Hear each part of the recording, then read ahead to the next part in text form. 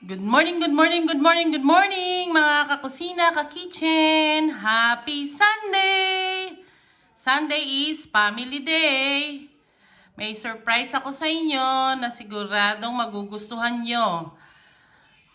Magluluto tayo ng isa sa mga paborito nating mga Pilipino. Hulaan nyo! Ito yung mga ingredients niya, oh. Hulaan nyo kung ano yung lulutuin natin. Meron tayong pepper, salt. Meron tayong siling labuyo. Meron tayong chicken liver. Meron tayong lemon or pwede rin tayong gumamit dito ng calamansi or lime. And meron tayong onion. So guys, meron na ba kayong idea kung ano ang lulutuin natin today? Yes! Magluluto tayo ng all-time favorite na crispy pork sisig Kapampangan style.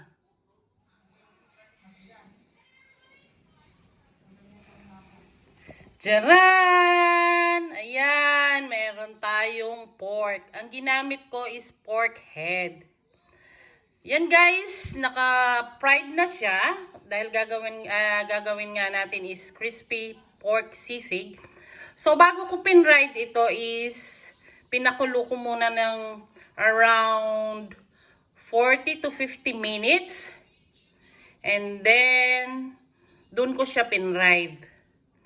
So, halika na mga guys, sundan nyo ako kung paano natin gagawin itong ating crispy pork sisig Kapampangan style. Excited na ba kayo? Tara na! Yan guys, piprituhin muna natin yung ating chicken liver. Yan.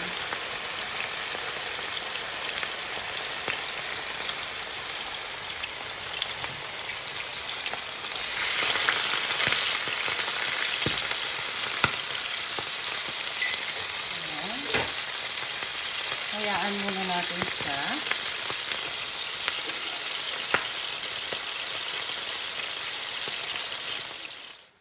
Habang pinafry natin yung ating chicken liver, i-grate muna natin ang ating onion. Ayan, natapos na nating nag-grate ang onion natin. And then, nakapag-squeeze na rin tayo ng ating lemon. Hihintayin na lang natin maluluto ang pork liver, then i-chop na natin yung pork head and the pork liver. Ayan ang ating pork liver, malapit na lang siyang maluto. Hintayin lang ating mawala na talaga yung yung dugo-dugo niya.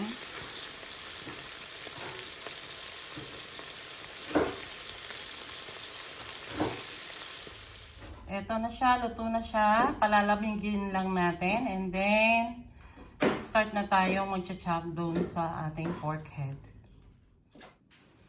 Ayan. I-chop na natin ang ating pork head. Alam nyo ba mga ka-kitchen and kakusina na itong pag-chop na to is, ito yung pangalawang madugong proseso sa paggagawa ng sisig. Yung una is yung pagpa-fry. Pagpa-fry kasi nga sobrang init at the same time.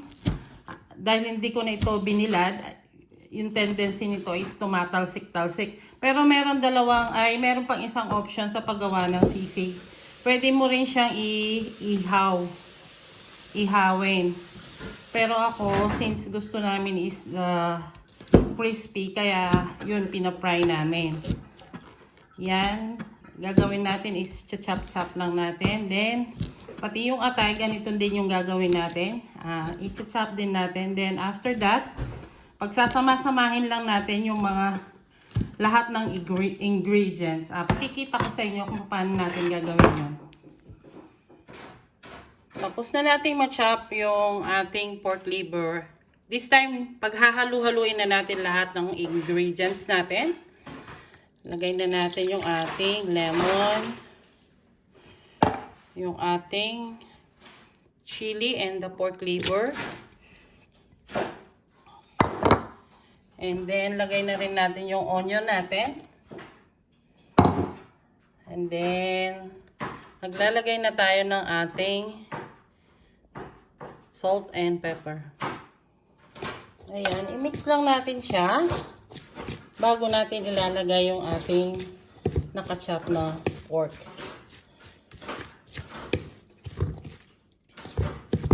Ganito yung itsura niya.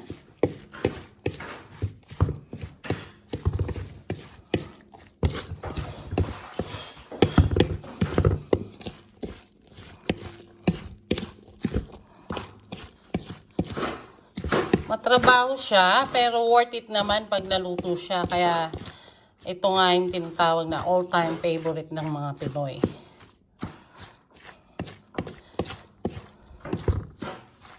Sa mga hindi pa pala nakapag-subscribe sa aking YouTube channel, kindly like, share, and comment, and click the notification bell para updated kayo sa mga videos ko pang i-upload. Yan. Ganyan lang. Hintayin natin yung yung pork. I-mix din natin yung pork din. Ayan. Hahaluin na lang natin siya. Ganito.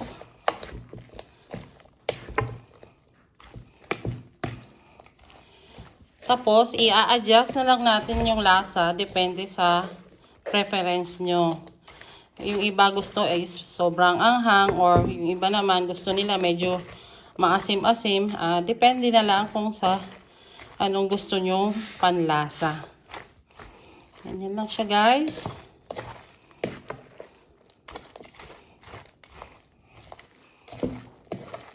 Yan, meron na tayong crispy pork sisig Kapampangan style.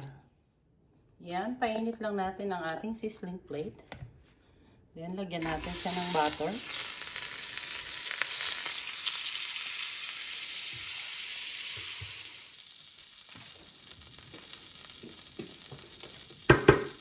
Lagyan na natin ang ating sisig. Yan.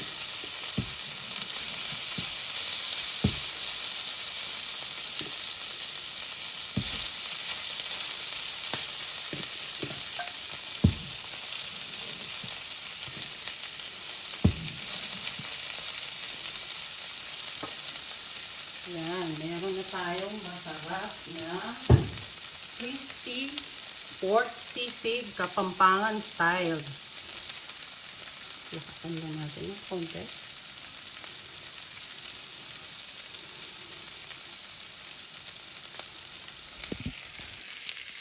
Yan siya.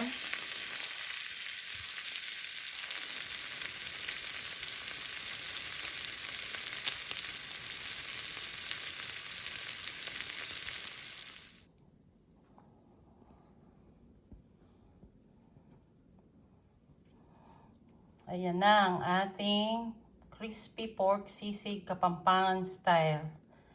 Salamat mga ka-kitchen, ka-kusina. Happy watching, happy eating. Enjoy the rest of the day. Ingat lagi and God bless.